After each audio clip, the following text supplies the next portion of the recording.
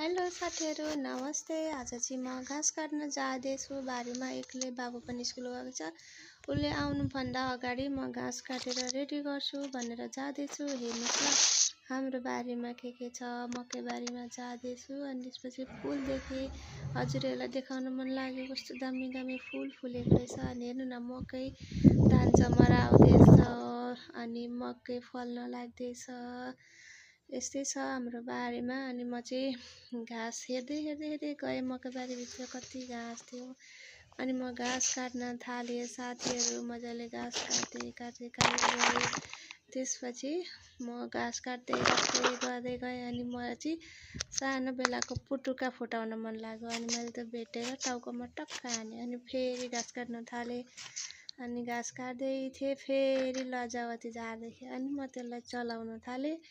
हेर्नुहोस् त कस्तो मजाले लजाएर लुक्दैछ। अनि म त्यसलाई एकछिन खेलाएँ अनि फेरि फुटाउन थालेँ। फेरि मैले भेटाएँ अनि फेरि मैले टिपेँ अनि टक्क टाउकोमा हानेँ, पुटुक्क फुट्यो।